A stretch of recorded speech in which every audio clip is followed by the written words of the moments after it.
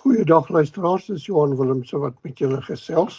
Nou dit het begin reën in die ooste kant van die land en die boere is besig om te plant, so dit lyk na 'n goeie wegspring vir die seisoen en reën wat ook die naweek voorspel word in die saaigebiede. Ander goeie nuus in 'n baie woelige wêreld, dit lyk of die Midde-Ooste bietjie rustiger raak, stabiliseer. Mens moet maar versigtig wees so jy dit beskryf, maar die goeie nuus is die oliepryse nou ook bietjie begin stabiliseer hier rondom 61, 62 dollar 'n vat met die minder, wat sal mense sê, minder risiko's en minder onstabiliteit wat daar is. Ons sal maar moet sien hoe hou dit. Dit is natuurlik goeie nuus met die rand wat ook hier by 17.10, 17.40 hou. Is die goeie nuus dat lyk vir my of brandstofpryse in November maand kan daal. Ons sal sien daar's party ontleeders wat praat van R1 per liter, ander van 50 sent per liter, maar dit sal alles help. Dan ook die IMF, Internasionale Monetaire Fonds, het hulle wêreldvooruitsigte beskikbaar gemaak, so 'n dag of 3 gelede, en hulle sê ja, dat die wêreld sukkel maar, meer sywaarts, party lande groei, ander groei nie, maar die risiko is, niemand is regtig seker hoe die handelsvloeie gaan verskuif in die volgende jaar of 2 en hoe die tariefprosesse gaan uitspeel nie, gaan julle nou meer daaroor vertel.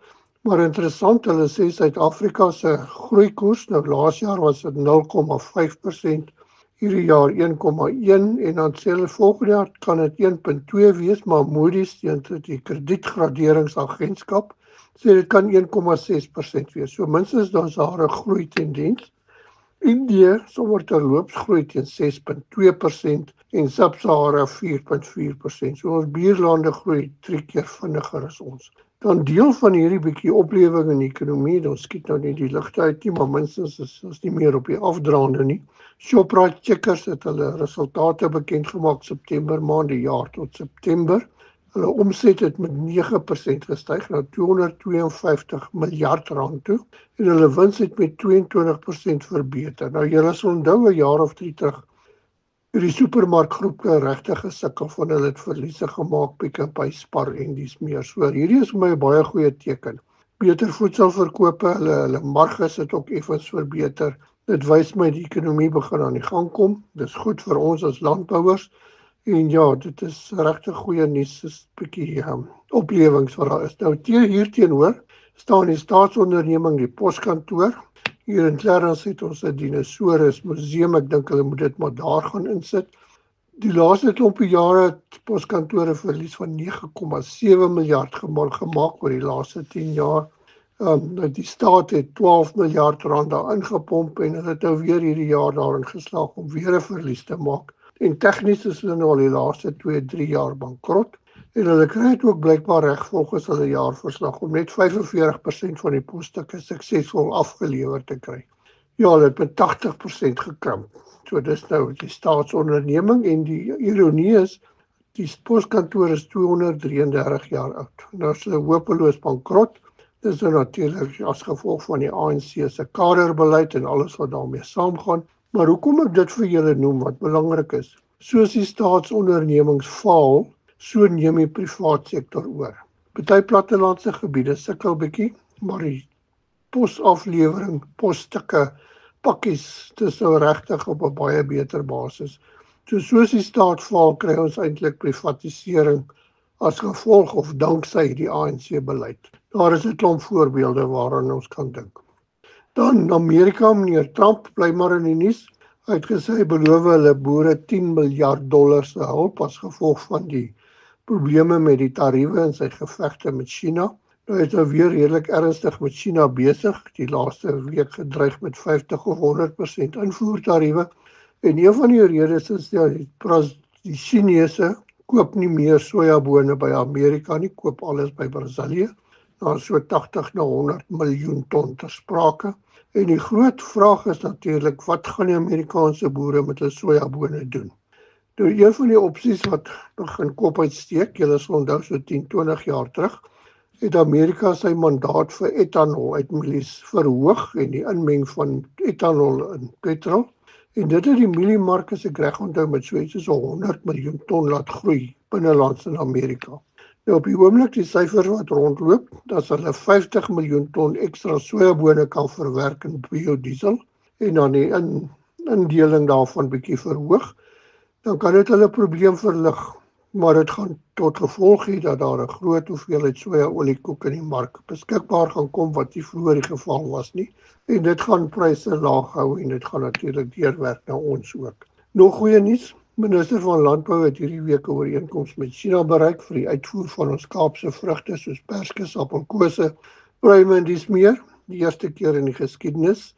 En die verwagting is dat dit so 200 na 500 miljoen se uitvoere kan byvoeg in die volgende jaar of 2. So tussendeur is daar goeie nuus, so kom ons fokus daarop. Soos wat 'n advertensie breek, dan praat ons oor die markte. Dis daardie tyd van die seisoen waarin ons as boere weet wat die voorreg is, om vars grond en reën te mag ruik, met die volle vooruitsig van die potensiaal wat dit inhou. Ook vir ons geloof en moed vir die toekoms. Moenie dat 'n verdwaalde haalstorm jou verhoed om daardie eindresultaat te behaal nie. Verseker jou oes deur skadegenade met ons verskeidenheid van oesversekeringsprodukte, wat jou boerdery se winsgewendheid ondersteun. Skadegenade is 'n finansiële diensteverskaffer met lisensie nommer 51779 en steeds die beter manier om jou risiko te bestuur. Die grafiek wys vir ons die IMF se groeiverwagtinge van die ekonomie in die volgende jaar of wat.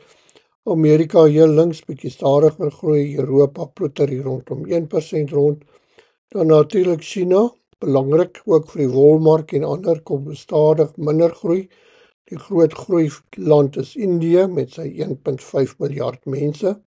Dan Sub-Sahara Afrika, ons buurlande, groei met so 4,4%, baie beter as ons. En hier Suid-Afrika, julle kan sien, baie lae vlak van groei. Positiewe nuus is, dis besig om te styg. Die IMF praat van 1,2% volgende jaar en Moody's praat van 1,6%. So minstens is ons nou opwaartse traject wat baie goed is. Die Amerika Federale Reserve, die federale regering, het sy skuldplafon bereik, dit het so klompe jare terug gebeur. So hulle kan nie nog geld uitgee nie, hulle 42,000 amptenare, departement landbou wat tans nie werk nie. En hulle het ook begin om personeel af te lê. Nou die dilemma hiermee is, die welbekende Amerikaanse markverslae, wêreldvraag en aanbodberamings en 'n klompie ander regtig belangrike markinligting is nie beskikbaar nie. En intussen oes die Amerikaners en dit druk pryse af. Hier by ons witmielie Safex nog bietjie onder druk gebly hier na 3500. En ons onthou nie lank terug nie was ons hier by 6000, 7000 en vir volgende jaar Julie maand ook op 3,5. So ons kyk na min prysstygings as gevolg van die groot Amerikaanse oes. Witmielies graad 2 is so R500 per ton goedkoper, amper 400-500 as graad 1. En dit gaan natuurlik baie in die veevoermark. Dit is ook goedkoper dan natuurlik as geelmielies. Nou geelmielies ook onder druk hier by die R3,400 per ton en daar is so R100 per ton goedkoper dan as witmielies. So die mark verdiskonteer nog groot oeste en daar is heelwat boere wat uitgestelde prysmeganismes gebruik het. En hierdie word nou opgehef, die ouens verstaan die prys gaan nie regtig styg nie en sy goed verkeerd loop. So ja, intussen is daar ook 700,000 ton mielies uitgevoer, so dit loop minstens goed. Dan sojabone, soos ek sê, baie groot woeligheid in Amerika, tussen Amerika en China. Die pryse daar bietjie sywaarts, hulle stroop, maar dit bly onder druk. Hier by ons Safex gesak na R6,900 per ton en dis maar die vlak waarop hy beweeg tot volgende jaar, April, Mei maand se kant toe. Nou dit terloops, daar is ook reeds 'n klomp sojabone uitgevoer. Dit lyk vir my so 80,000, ek net moet seker maak. Nou sonneblomsaad word gedryf deur palmolie tekorte, dit is rekordvlakke. Die sonneblomprys het gesak hier na R9,300 per ton toe. Maar interessant, hy bly op hierdie vlak deur na volgende jaar se oestyd toe en dis 'n baie goeie prys. En die verwagting is ons gaan meer sonneblomme aanplant. Daar is ook gerugte dat so 17,000 ton sonneblomsaad uitgevoer is.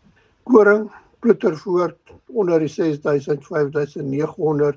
Daar is al begin stroop in die Wes-Kaap en ook in van ons besproeiingsgebiede in die nuwe seisoen. So dit lyk of die prys nie regtig die boere wil tegemoet kom nie. As ons gesels oor die veemarkte, dit klink soos 'n holgeryde donkie waaroor ons praat.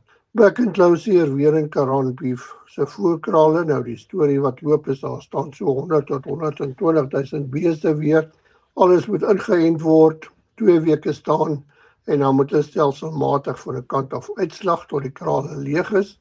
Dan moet die krale weer vir 'n maand skoon staan, steriel raak as ek die woord mag gebruik. So hulle speenkalf aankope gaan eers hier in Februarie, Maart weer aan die gang kom.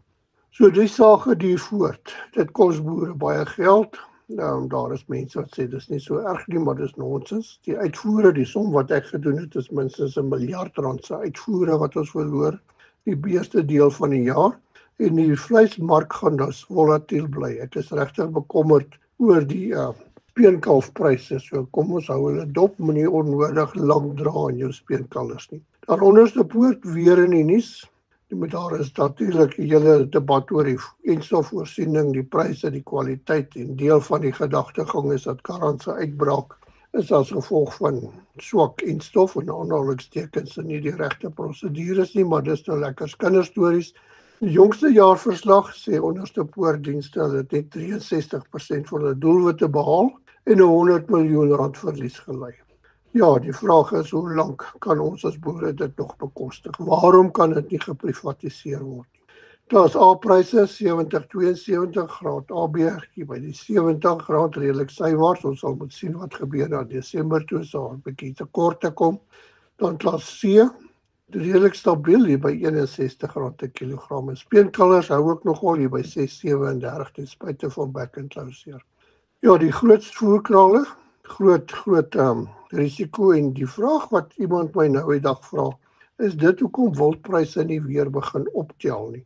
Want in die Bosveld en groot weidingsgebiede waar daar altyd wildplase was, het hulle wegbeweeg terug na beeste toe, maar nou raak die risiko weer te groot. So dis ook 'n interessante debat. Lamvleispryse hou regtig stewig, R105 tot R108 per kilogram. Uitvoere bly styg en klas C is hier rondom R75-80 per kilogram wat regtig goeie pryse is. Die wolmark het 'n bietjie teruggesak. Hy het 'n blaaskans gevat na redelike skerp stygings.